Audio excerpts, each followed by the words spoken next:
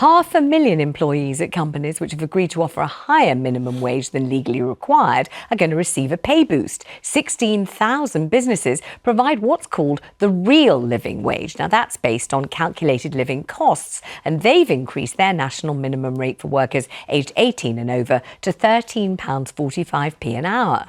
By comparison, the government only stipulates a rate of £10 an hour, rising to £12.21 for those aged 21 and over. If the legal minimum wage matched the real living wage, a full-time worker would earn about £2,400 more a year. The government's set to increase mandatory rates in April, but it's unlikely to be anywhere near what those companies are now offering. So should all companies and all employees get a bigger boost? Joanna, you're the businesswoman here. What do you think?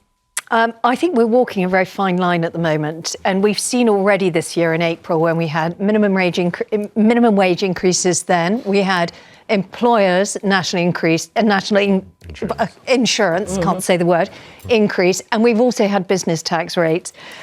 This economy is powered by 60 to 70% of small to medium enterprises. So these are smaller businesses.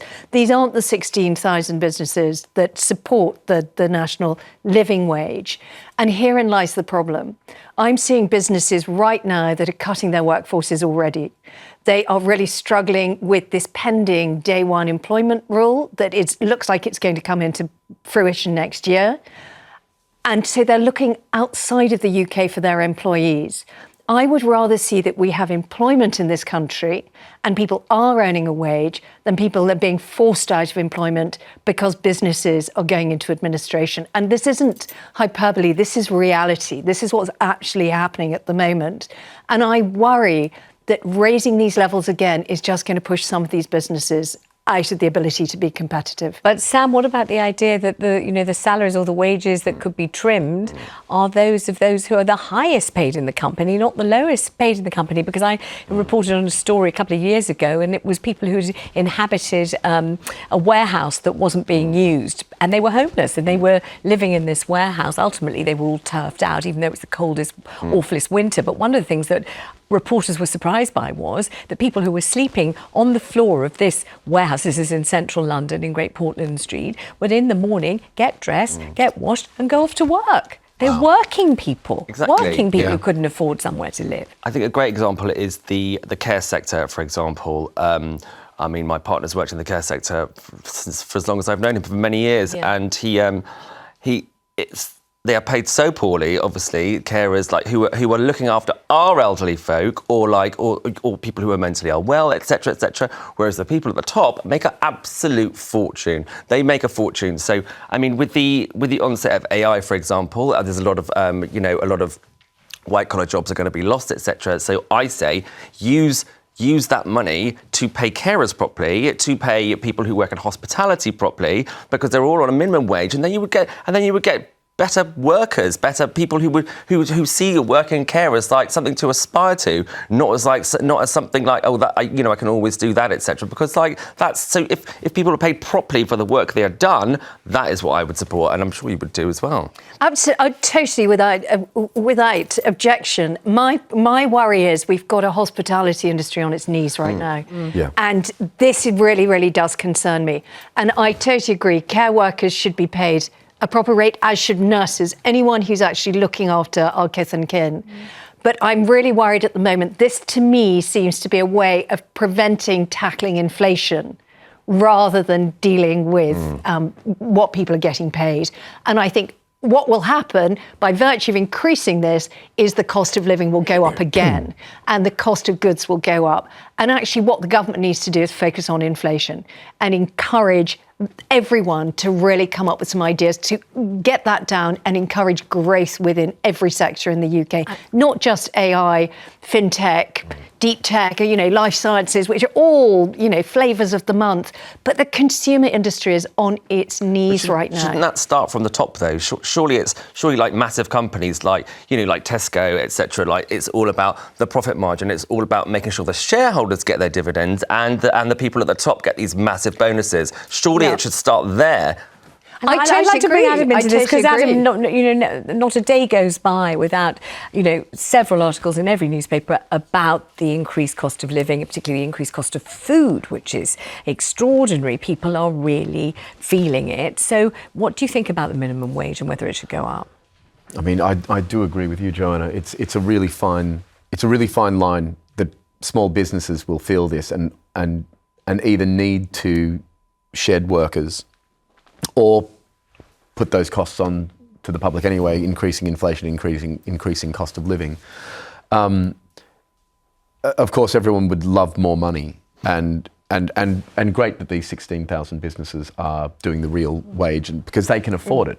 Absolutely, absolutely. But the other ones who can't, and again, the government have said they're going to bring up these minimums in line somewhat with inflation, and that may help. But inflation is the problem. Inflation is the one that they really need to figure out how Pete's to on stop. Threads. I wonder what you think of this, Joanna. Pete says, increase minimum wage and decrease benefits. Then it would be better to be in a job rather than a drain on society. Benefits should gradually decrease for people who are not willing to get a job. Does that make sense to you? Makes total sense. What concerns me right now is you've got 8 million people who are on benefits for not being able to work for some medical reason.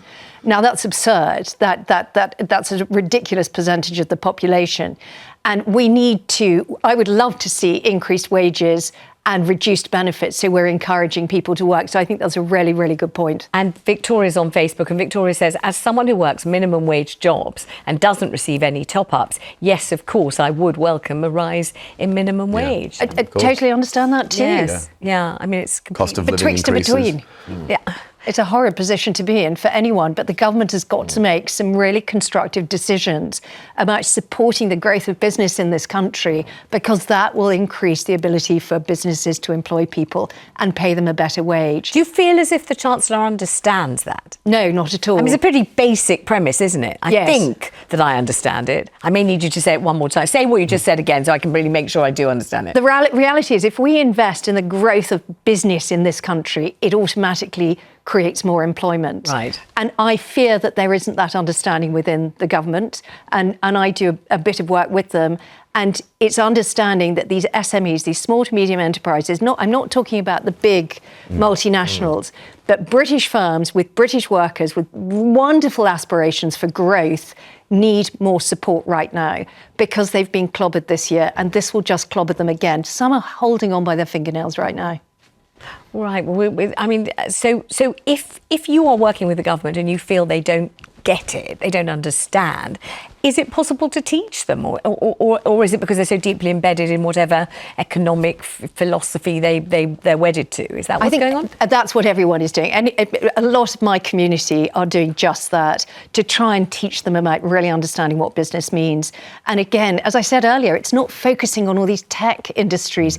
It's focusing on the big employers in this country, hospitality, entertainment, anything that's going to keep more long-term employment rather than having periods of seasonality, which is so distressing for anyone who's trying to feed a family. Let's go to Andrew on the line in London. Andrew, what's your take on minimum wage? What do you think should happen? Well, basically, I've got a care service, and the gentleman on the panel did turn around and say carers get paid really low and terrible money. Yes. I pay my carers really well. I'm not an agency, I'm a service.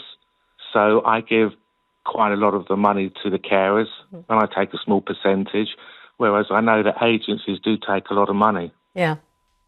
So what kind of wage per hour would you say that your carers are earning, Andrew? It all depends. On average, 15, 16, 17 pounds an hour. Some right. of them are on 20.